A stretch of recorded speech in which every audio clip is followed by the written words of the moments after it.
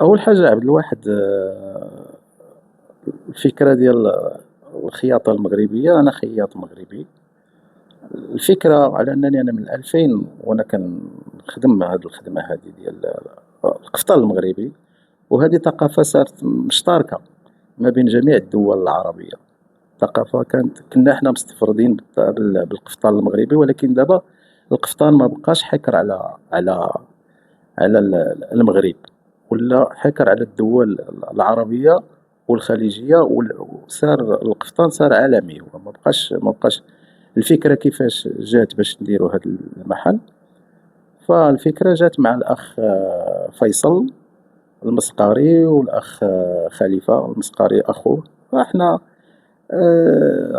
طرحت عليهم الفكرة وحبذوا الفكرة لأن عجباتهم، لأن كانوا اوريدي هما متحمسين للموضوع. ما لقيتش معاهم مشكل في الإقناع، بحكم على أنني أنا قديم في البلاد، قديم في قطر، وقديم في المجال اللي أنا دابا كنشتغل عليه، اللي هو القفطان المغربي. القفطان المغربي وهو يعني تاريخ، يعني القفطان المغربي له تاريخ يعني.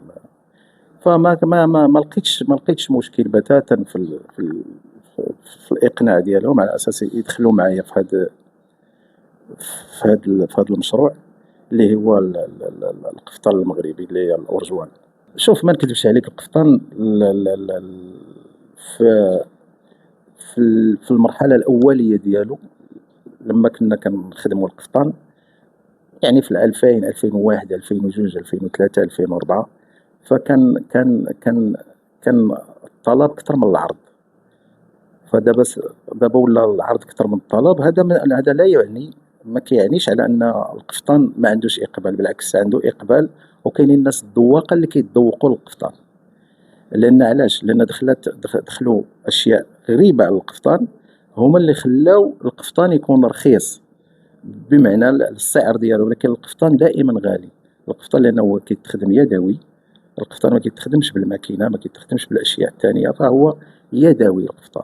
القفطان هو شغل يدوي، شغل باليد، لان القفطان المغربي هذه صنعه يدويه وصنعه تقليديه. حنا كنقولوا لها في المغرب معروفه بالصناعه التقليديه، بما فيها التكشيطه، القفطان، البدعيه، الدفينه، المراحل اللي حنا ولجنا بالنسبه للقفطان المغربي، المراحل اللي دوزنا في السبعينات مثلا. ما الناس اللي خصها تعرف القفطان المغربي، المراحل اللي كان كيدوز منه القفطان. وحنا كنفتلو بالمغزله، كنا كنديروا الضفيره بيدينا.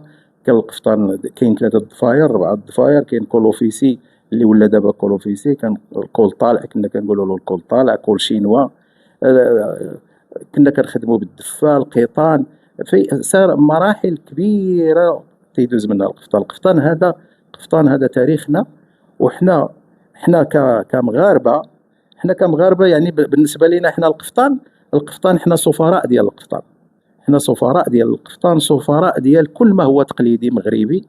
حنا سفراء ديالو، سفراء حتى على اننا حنا نروجوا حتى الاخلاق ديالنا والثقافه ديالنا كل ما يتعلق بما هو مغربي، حنا سفراء ديالو.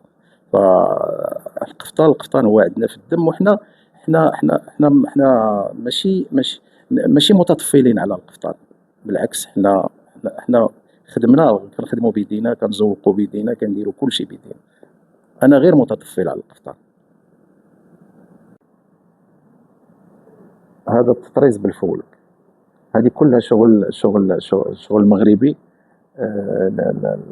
المرأة المغربية كعبها عالي في الأشياء هذه، ما شاء الله عليها، كعبها عالي. فهو هذه كلها شغل مغرب.